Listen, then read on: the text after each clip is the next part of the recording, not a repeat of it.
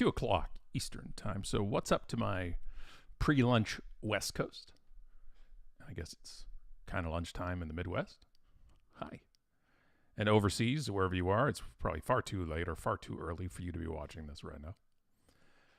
So today I've got to film. What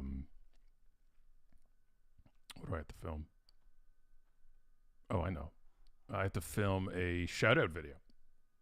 So when I get booked to do a keynote at a conference, one of the things we offer the events is a pre-conference shout-out video. So it's one, the speakers or whoever they want gives a shout-out for the event itself.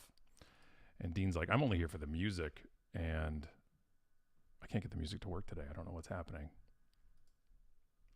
It's my son, everybody. Cap. Trying to speak in his language. I'm freezing. No, Cap. I'm freezing. See what I did there? There we go. So we film these videos, and it kind of just, they can put it out there to promote it. We kind of give them, usually I think we give them either the raw file or a YouTube link, usually, but they upload it on their own site and stuff, and they put it out there to promote. Most of them get barely any views, so, when we host it, obviously I can see it. But for the ones that use it and kind of promote it, does it help? I think so. Maybe. Hopefully. And for the people going, kind of gives them a little bit of hype or kind of excitement for the talk or the session. Now, doing a keynote is different than a concurrent breakout. It's because in a keynote, I don't have to try to get people to come to my session versus another session. It's like the keynote's the only session. So I really have the advantage for that. And in the past, when I've done, and Allison and I've done breakouts, there's competition. If you ever spoken at an event like South by Southwest or Inbound or Content Marketing World or any of those big ones that have, thousands to tens of thousands of attendees, sometimes you got to get people to come to yours. I remember speaking at Inbound in Boston, and I had like 32 people in my session, and it was we had a great time with the 32 people that were there, and allowed me to kind of talk more about some analytics stuff that I don't get to talk about as when you do a keynote. I always think that a keynote talk for a conference is not about showing how much you can share data, showing how much unless the presentation is presenting a data findings for the event, the client, or the industry. Then, put all the data out there. Jason Dorsey does a great example of that, real specific personalized data for the event. But for me, it's only for, kind of telling some stories. And hello, Heather. Well, yes. I have multiple shirts from Promote Love. This and the Promote Love shirt. So I'm glad you're here for it. So you get these, one of the things is, what can we do before an event to try to help the event? And so the video is something like that. So for me today, they're really quick. They're usually like a minute, 2 minutes. I try to put some humor into it a little bit, and sometimes, and try to make it a little bit funny, and try to just give them, get them a little bit excited for it. So this one is going to be for the, let me see, I'll pull it up here. This is for the American Associated Pharmacists. So it's the all the pharmacies and pharmacists are in the States, in New Orleans. So I think one of the things I'm going to do with this is kind of just play off of the New Orleans kind of pronunciation and enunciation, just for fun. I love New Orleans. I just love the city so much. And so I'll say that in the video. And obviously one of the things you don't want to do is create a video that's like cookie cutter to all your other ones. So you don't want to say, because then you don't want to have a clash of the shout out videos where you're like, hey, I'll see you in New Orleans and it's my favorite city of all the cities. And then you have another one, you're just like, hey, it's Vegas, it's my favorite city of all the cities. You don't want to be like, hey, Springton, it's my favorite city. You don't want to do that. Certainly you want to keep it as authentic as possible for it. Sometimes when the event may not be in an industry or a city or a state or a province or wherever you are, might not have those things for you. So you can also still stick to, what you're going to be talking about. That's the regular one. Your goal for these is to obviously state the event, the location, preferably the dates if you can, and then why you're excited to come down and be there. It's usually really quick, but it just adds that value to it, and that's important. I should have filmed this a week ago, but this 23 brain cells I have bouncing around don't always align. So thank you to my people at Vayner Speakers. That's my bureau. To Zach and to Jen to making sure I get this stuff done. I appreciate you. Appreciate my team over there. They're wonderful humans. They know of the industry and they take care of me. So thank y'all for that. All right, so I'm gonna do the video now, and turn off this comment and reactions thing for a moment because it makes a noise. So I'm gonna film this shout out video, and you can watch. So what happens with Ecamm, the software I use to do these lives, it actually records it as well. So I'm gonna take what I'm doing in a second. I'm gonna take that out of this video later on, clip it, and send it off. Now I'm gonna do something about the pronouncing New Orleans near the start, and then you'll see me pause a little bit. And what I'm going to do post live, I'll take the video file and I'm going to cut it. I'm going to do kind of jump cuts, but not like the like jump cuts like that. But I'm going to cut it so there's not a lot of the dead time as it shows there, and that's just kind of one of the effects for editing and for fun. A lot of the times in my videos, I'll do kind of a thing and I'll look up over here, talking to somebody over there, off camera, when in reality, for the most part, there's nobody there. It's just part of the joke. Sometimes there is, because the stairs to the basement are right there. So that's actually where I'm pointing to when I'm talking. It kind of just gives me a point of reference to have the same spot for the videos. And then we kind of just cut it from there. So I'm going to record this video now. Again, this is going to be the event we're doing it for. And and I'll just figure out what I say kind of on the go. Let me see here. Timothy wants to know, will there be explosions? See, we don't have the license. I didn't renew it down here for the pyro. So I was going to go for it, but it's more of both the fire hazard thing for it and the budget, really. Because, if you're going to use the explosions, I want to, you want to be able to do it properly. So, although there will be in my heart. Yeah. Let me see. Okay. But before we start, let's talk about the lines for a second. I feel you, Bob, but I'm not crying. I'm happy. I'm really happy with that season. Obviously, the second part of it. I'm happy with the team. I'm happy with leadership. I've been watching right before. I was just watching a bunch of Detroit Lions videos and breakdowns and some draft stuff.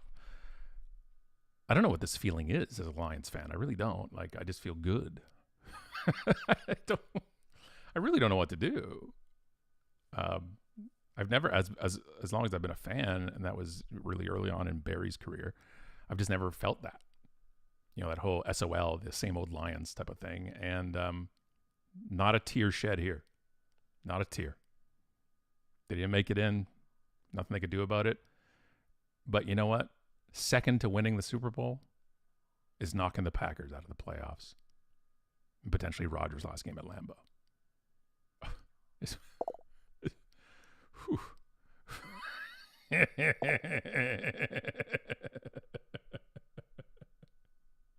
That's what it is.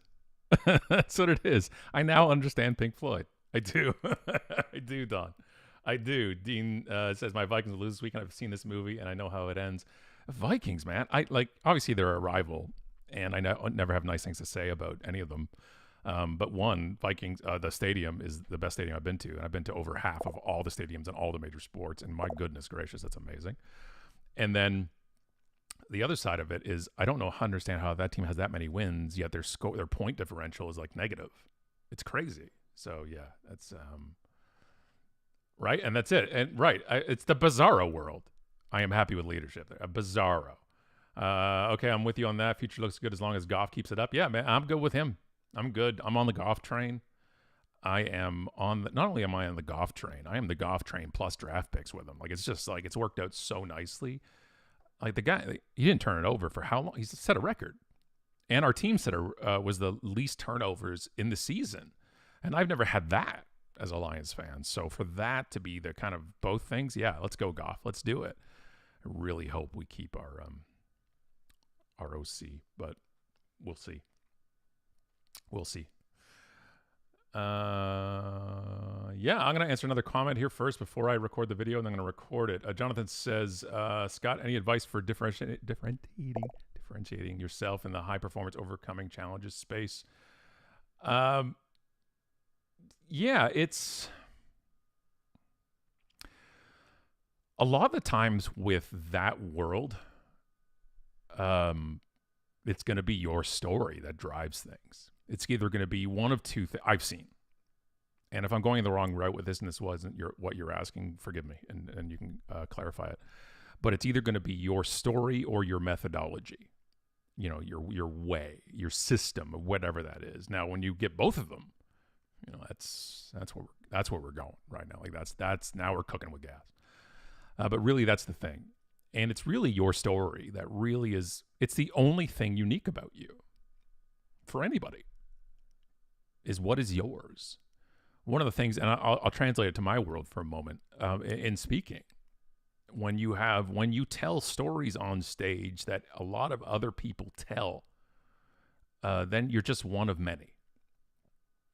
And I tell stories that aren't mine on stage as well. One of the most famous stories I tell on stage isn't mine, the Josh E. Ritz-Carlton stuffed animal story. And that's the risk you kind of run, where we're trying to imitate other people or other stories out there. And there's this point where you realize that your unique selling position or proposition is you and what you bring to the table. And that's where we're looking for it, because when it comes to in that space of high performance, in overcoming that whole world, there's got to be a trust built, usually. Now, you can get big enough that people just kind of flock towards it. But initially, especially, there's got to be that trust. And I actually, one of the first businesses I had was business coaching. And I filled that entire client base based on just forums. Back then, it was rise.com, ryze.com, and just helping people. Helping them, giving them, this is what I think you should do to overcome it. This is what I can help you with. And then my job as a coach for these, and a lot of them were business owners, entrepreneurs, and small micro business owners, was that accountability, that overcoming these things and helping with them. But they had to learn to trust me first in my personality. So I hope that helps. And I hope I'm not off the mark with that. Dean says, Kirk Cousins, Baker Mayfield. Do you think Baker could have helped me out, on the weekend? Maybe finish that old game off? Get us into the playoffs? No? Okay, that's fine. Timothy, what do you need us to feed you during your recording? Pharmacy questions? Where depends? Well, no. Where are the depends? No. I'm just going to do a shout out video, so it has nothing to do with y'all. I just wanted y'all to see it. Kristen asked, hi, Kristen. How often will you recycle a presentation or a keynote? All of them. I don't make new talks for each event. I have pretty much kind of one talk. Now I have a couple kind of, but it's like a core talk that you swap out examples in modules for. So like I have my, a Josh E. Ritz-Carlton story is my opening for most things. And then I get into kind of the dealing with younger generations, which actually turns into being on their side and which now turns into the leadership side of stuff. And then sometimes it'll go into the stop, start, continue stuff I go. It all depends on what the event wants to get out of it. But I don't make new talks for each event. I've done 530 now keynotes for conferences, and keynote 5 was very different than 500, but it just grows and changes gradually. So for years I had this QR code rant in the middle, and I worked it and worked the bit, get the rep. But then the millennial stuff years ago was really going. I was really passionate about it, so I said I really want to get into that. And so something has to come out of an hour talk, and that was going to be QR code, and that went in. And that's where it is. The way it can work is it's like I know some people who make like a custom talk for every place they go, and it blows my mind. Like both in a good and a bad way. If you can deliver a kick-ass presentation for the first time and it's brand new, then awesome. But every keynote I give is a rep for the next conference I give. And I work the stories and I work them on stage and see where they can land better. And I'm always doing that in my head. So recycling every time.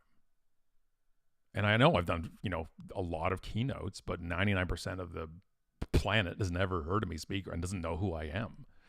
So although it's the 250th time I've told the Joshy story, it's the first time the majority of that audience has ever even heard it.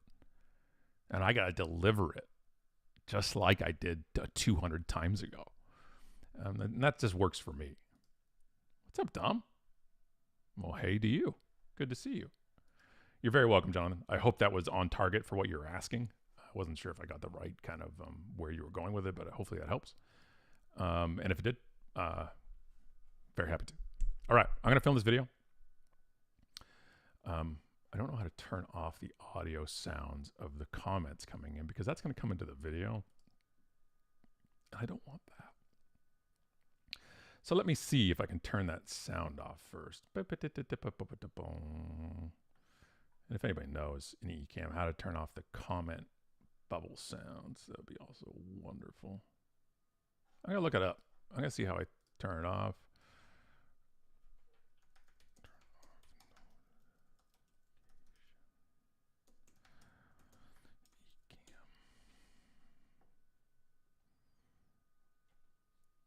Preferences. Okay. So we're going to go preferences. General. Oh. Well, that's not what I'm looking for.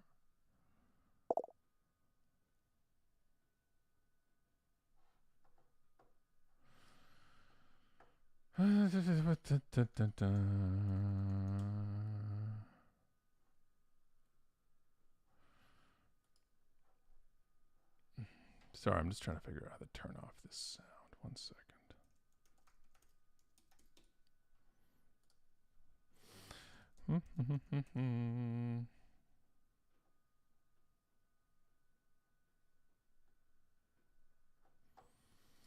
All right. What's up, Ryan? Good to see you. What platform are you using to stream today? This is Ecamm, going through Restream into LinkedIn, YouTube, and Twitch. I don't know why I'm on Twitch, but anyway. All right, let me figure out how to turn off app sounds such as comments, notifications. Choose preferences from the Ecamm Live menu at the top. Okay, so Ecamm Live preferences. Okay. Go to General tab. And then uncheck play app sound. Woo! Bah! Got it. All right. We're good to go now. Now we can record this. All right. So if you just jumped in, I'm just going to be recording a shout out video for a conference I'm doing in New Orleans shortly. I'm recording it live as you watch. Just kind of show you how it works. I should probably take Ryan's thing off there before I do that. All right. Let's see if we can do this. Let's move this over here. Move you down here. Take that off so I can focus on it.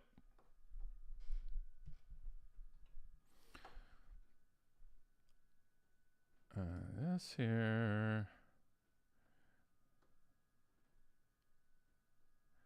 and go from there. All right.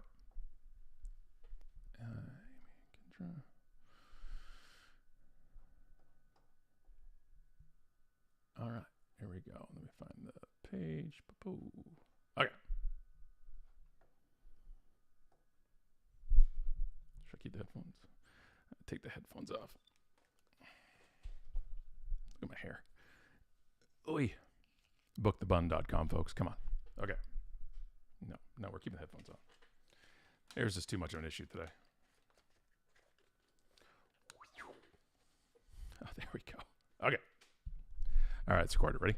Let's see if we can do one take. Oh, I also, before I do this, I'm going to be doing a little bit about the name New Orleans. I'm going to pause for a moment. I'm pausing longer than I should because of the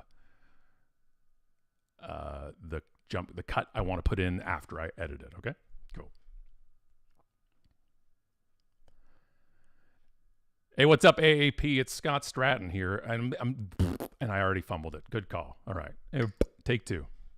Hey, what's up, AAP? It's Scott Stratton, one of the keynote speakers at your event in New Orleans. New Orleans? Nolans. I can't wait to join you in one of my favorite cities in America to talk about, well, pharmacies. But you know what? I don't care about pharmacies. I care about pharmacists. I care about people and the people that are involved in the most crucial part of so many people's lives. And that's the pharmacy. I'm also going to visit the Pharmacy Museum because I didn't even know that was there, because it's the home of the original pharmacy. We're going to talk about UnLeadership, UnMarketing, UnBranding, UnSelling, everything that'll help you navigate 2023 and beyond when it comes to disruption, people, and the one thing you should be asking both customers and employees what you can do that will change everything for you. Can't wait to see you all the way down there with Amy and Kendra and everybody else on stage. Take care. Yeah, okay. I think that worked. I'm going to give an edit for it afterwards. We'll figure it out. So that will be the shout out video here. And Dean, how you doing, man? I haven't seen you since what? Nashville, I guess.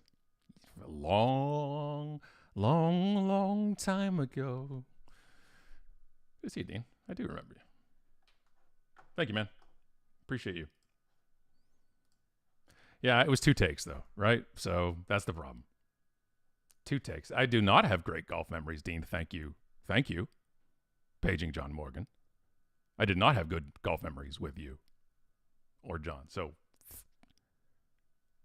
probably my worst golf ever. So thank you for bringing that back. Yeah, so I'm going to take that video. I'll take this talk, this live I'm doing right now, and I'll take the video that comes out of Ecamm, and I'll splice it up, and then we'll send it off. And, yeah, go from there. And then, yeah, and now I'm heading to, shortly, in next week or so, I'm going to be speaking in South Dakota to the governor's tourism event in South Dakota. My return engagement to South Dakota. I think it was like 8 years ago. I was there last. I'm also going to be then speaking the following week in Iowa. I'm huge in Iowa, by the way, which is amazing. I'm speaking. Who am I speaking to? I think Libertyville Savings there as well. So yeah, it's so cool. And then I get to speak. So and then I get to go to New Orleans twice. Once for the pharmacy event, and then also, why are you pressing that, Scott? Don't be a doofus. And then the other one in New Orleans is in March, and that's NACS. Now, not the NACS that I spoke at in January, but the NACS, a different one, which is the National Association of College Stores. So it's college bookstores. So that's also very cool. Right? I nearly died my first time to South Dakota. That's not making it up. There was a blizzard, and I landed in Minneapolis to connect South Dakota, and they said, well, your flight's delayed like 7 hours because of the blizzard. And I said, will it make it in 7 hours? And they're like, we don't know. So I rented a car, and I looked at the GPS, and it was like either go straight across to South Dakota or take this big U to South Dakota. Both were 9-hour drives. And I'm like, well, obviously the shorter line's better. It is not, by the way. It was not, because the U was the interstate. And the straight line was just a single lane road across back counties and farms with no other humans. And I nearly ran out of gas. I filled up twice, forgot the third time or whatever, or once or whatever I was doing. And the first time in my life, I used Siri. And I said, Siri, where's the nearest gas station? And Siri said, there are 2, but they're really far away. I panicked, and I was running out of gas. Blizzard, like horizontal snow. I came over a crest of a hill, and I could see 2 buildings on the GPS. I didn't know what they are. And I just thought if they were just shelter, I would park the car around it and try to just figure it out what I was going to do. And I came over the crest, and the building was a gas station. And I'm not proud of the noise I made in the moment. And then I went in, and the woman said, you're lucky you came in now, because we were closing in 20. And I'm like, I will buy anything you want in this store. What is your most profitable items? Or if you don't make money off of it, can I just give you money? So that's how the keynote to the tourism event of South Dakota almost died on the way to South Dakota. Kristen asks, is being part of a speaker bureau worth it? At what point should people be looking into something like that? I have some pretty basic advice about that. I think that you should be part of a speaker bureau potentially when they start asking you to. It's like publishing a book with a traditional publisher. I think it's worth it when they approach you, because then you have the leverage. A lot of speaker bureaus in the industry, like there's a lot of them that will book any speaker, but they won't come looking for you for the most part, not always, but for the most part, until their clients start asking about you. It's like, hey, can you book Scott Stratton? Yeah, of course. Yeah, we got Scott. No worries, right? And then they hang up the phone. They Google, who is Scott Stratton? So when they hear about you is a great time to think about a bureau. I think bureaus are fantastic if they have the value you want them to have. I've been exclusive with Kepler. I am now exclusive with Vayner Speakers. I've been working with Speaker Spotlight in Canada here in Toronto for over 20 years, on both sides of the table, booking speakers and then being a speaker. And they're like any business. There's some great ones, there's average ones, and there's some crap. And I'm always cautious to get involved with any business that also wants to take a percentage of mine. They have to be able to have that value and bring that value. So one of the ways bureaus obviously bring that value, especially if you don't have a back office or administrative, is that, they'll take care of contracts, they'll take care of negotiations, they'll take care of a lot of things. But regardless, if you do work with a bureau or you work with one down the road, just always remember one thing. And that's, you are not the client of the bureau. You're a speaker. You are the product. You are not the client. It took me a very long time to realize that, and that we are commodities. We are interchangeable. If I can't go, there's a bunch of speakers who will line up to go. And understanding that actually the bureau is your client, kind of, sort of, is interesting. Now, Vayner, for me, is actually different. Vayner Speakers, they feel like my agent, which is really cool. And it's just a different feeling to them. And I dig it. I like it. It's a much smaller bureau. It's more of a boutique. I am in awe of everybody on that roster. I haven't looked lately, but I assume I still am. Phenomenal, fascinating people. I'm the dumbest person on that roster. I love it. I love it. They're brilliant. I am honored to be on that roster on Vayner with those other speakers. I think they're phenomenal. really proud to be on it. Yeah, so the value is a question you can answer yourself. So bureaus still take anywhere from 20 to 30%, depending on the agreement and what's going on. Being part of a bureau, being listed is different than being exclusive. So being listed on a speaker bureau's website is awesome. It's cool, right? And they can book you for whatever. But not all bureaus deal in exclusivity. I think Speak Inc. does not. I think they're all not exclusive. And exclusive obviously means if any kind of not to spin off, because if a bureau books you a gig, even if you're not like exclusive with them or rostered with them, if they book a gig for you and you get spin off from that gig, you send that back to the bureau. That's not even a question. It's one of the worst things you can do as a speaker, especially early on and you're trying to get known in bureaus and trying to get out there. Do the right thing. Bureaus get handcuffed and they get people go around them all the time. We've sent multiple checks to bureaus after the fact when we found out they were actually promoted. Me and the person or the event went around them. And it's just a small world. It's a very small world. I know which bureaus I don't like. I know which ones are unethical. Most of them are gone now. And I've had a couple of bureaus go bankrupt with my money and many other people's money. So it's an interesting thing. But also to be a bureau, you just really have to have a phone number, right? And a website. And you too can make 20% or whatever you want. And the value in the bureau is their clients, because I will speak at an event for a bureau, but that client will book through that bureau for years. So they might make one commission off me, but that client will keep booking if they all do a great job. And so you have to realize that you're just part of the inventory. And that was real kind of head shake for me. And anytime, any questions about this type of stuff, Kristen, or anybody else watching, just anytime, ask anytime. South Dakota, just like North Dakota, just south there. I really need to start a slogan agency.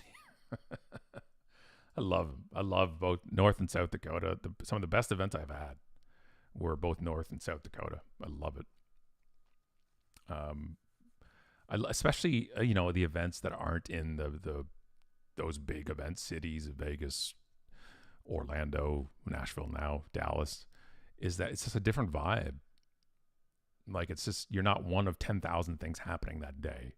And it's really cool. I've had some really cool experiences, really great people that I've met at them, really hospitable. And mind you, I go in under it's ridiculous because I get the keynote, so I get paid, and then I get the nice room usually, and I get treated really well, when in reality, they're my customer. And I should be treating them the other way. So yeah, it's very interesting stuff. All right.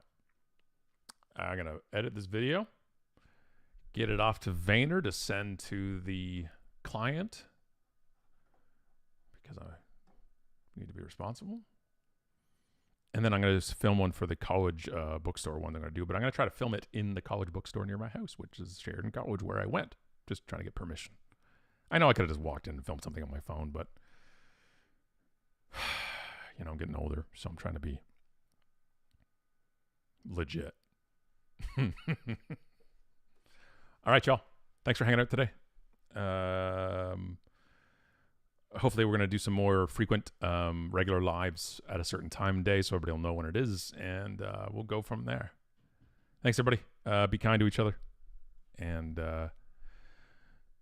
live true and be happy when you can.